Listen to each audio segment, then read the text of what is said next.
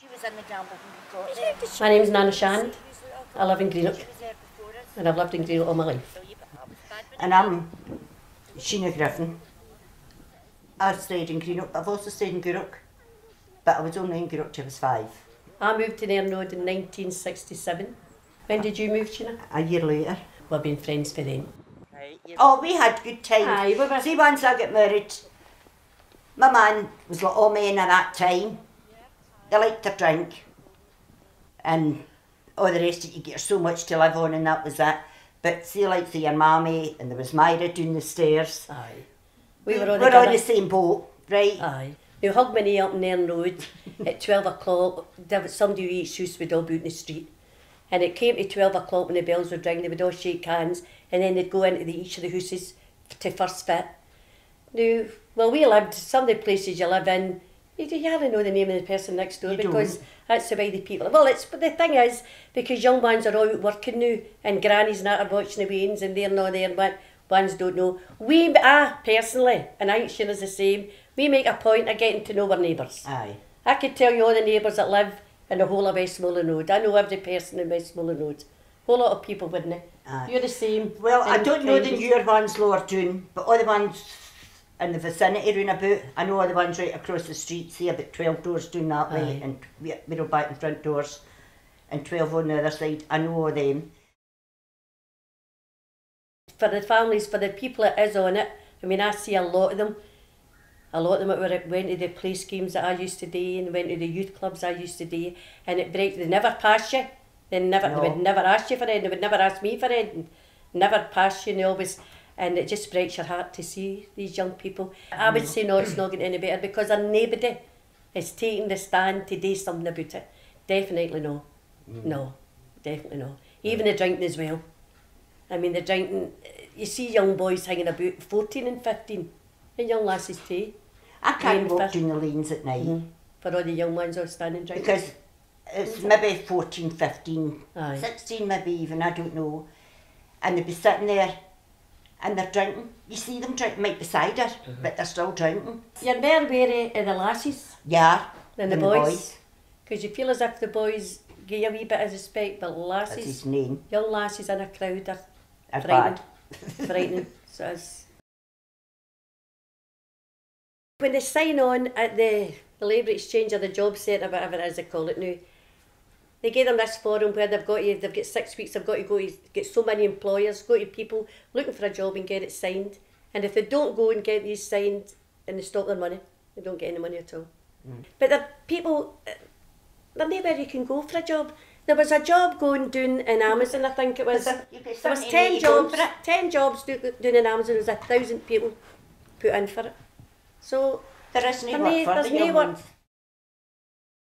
I must honestly say that we're lucky in Greenock as regards to schools. I mean, we've had 4 brand new schools, maybe even more one. I think it's 4 that's been opened, and every other school's been all modernised. And the schools are bigger now, so they are. But as I say, I watched a programme through the week there about Halifax it was, and well, a lot of people maybe think we're bad up here, the way we're treated, but the school that showed you on the television that was an absolute disgrace for Wayne to go to. When I think we're really lucky, and we've got good schools, and they're all going back to different projects in different schools, and they do everything. They seem to have a whole lot of things that they do they never ever done when we were in school. Galoshins is Halloween, 31st October, Halloween. Dressing up. And the Waynes all get dressed up. And you're chasing the ghosts away. And the Galoshins. Aye. And that's the Galoshins. You go out in Galoshins, you go to people's door, you knock the door and say, do you want any Galoshins? And then all of a sudden, these people came from America, or somebody came from America and says, trick or treat. Never heard it in my life, but never mind. But New Ailey Mills School has changed all that. Last year they done a poster for Galoshins, and they wanted to see how far in the world these posters would go. So each way, and if they'd somebody away abroad, and the people would get the poster, put it up, take a photo and send it back. And they get ones for Saudi Arabia, they get ones for Dubai, ones out in the middle of the desert, California, all over the world. The words are amazing. So they are, and then Mrs. Lynn's the headmistress, and that's all getting promoted in there. I remember my old granny used to call it zingins. That was onions. Aye, aye. And the job box was a sink. I've always voted Scottish National since they came on, but I think the main reason being our area MP at that time, he's now passed away, I knew him. I was brought up beside him. Well, he brought his family beside me, and I liked him, and he put an awful lot into the waterfront, how it should have belonged to the people and not the councils. It was left to the people. Let's try it. If we fail, we fail. But I would say the Scottish Parliament has done good. I think it's through the Scottish Parliament we've got all these new schools. I don't think it's through Westminster that we get the new schools here. We've got brand new schools, and we've got schools that's all been modernised. One thing we should be able to control is the money for our oil. I think it's ridiculous. So a lot of our money's been used for all the well-off parts of England. That's the way I see it. And who are these people who are in Westminster, who are all millionaires and everything else, who don't know about life at all? All they know about is their wee cosy world, and all these other places down there that nobody's bothered. I feel sorry for people that's doing in England. I think we've got a far better life up here than what they've got down there. I always voted Labour. Maybe it was because my mummy and daddy voted Labour, I don't know, but you always felt because you were working class, it was Labour you voted for.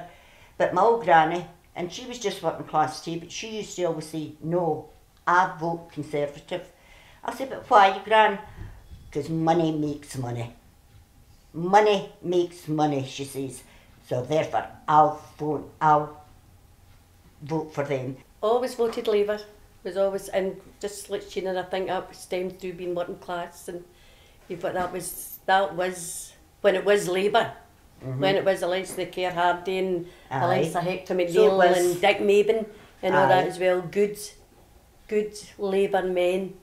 You voted me for John Smith and all that, and then it all changed. And now they're just as bad as the Conservatives. So they are. I decided to move for Labour because I felt they were no better than the Conservative, and I thought, well, the Scottish Nationals can't do any worse, so I'll give them a try. And they've done a lot for Scotland. They have. They've done a lot of good things, and as Nana says, education has improved, I think. Really. And they've got more advantages in a lot of ways. But I don't know if we're strong enough to break away completely for the English government. If I was advising my 16-year-old granddaughter, I would advise her to vote yes. I'm Julie McBrearty and I live in Greenock. I lived in Grosvenor Road for 27 years, which is just round the corner. And a few years ago, they knocked quite a lot of the old houses down round about us. But for some reason, Grosvenor Road was not being touched. So most of the residents from Grosvenor Road, other ladies like myself, working ladies, we formed a committee to try to get our houses knocked down so we could get a new one. All these new houses were all going up all round us. The back of us, the front of us, the bottom of the street, the top of the street, and we were sitting right in the middle in houses that had been up for 80 years. Nothing ever done to them. The committee were on their own. No matter how many letters we wrote or how many meetings we called, sent personal invitations, nobody came to them. Well, I've moved now to this lovely house in Narrow Gardens, and the way I got it was, this is where the high flat used to be. It was knocked down. They built 14 new houses.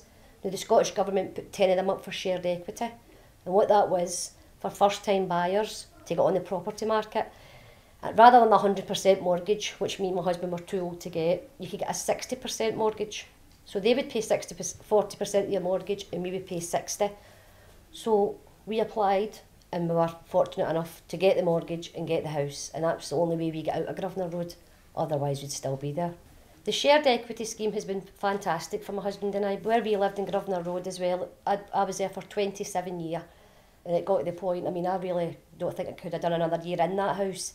So when this came up, getting this house has been a whole new lease of life. For me, my husband as well, but especially me, it's just fantastic to have your own door and just a nice house. It's not falling to bits or damp or, you know, it's got sockets. I mean, that was the basic things we were fighting for in these houses.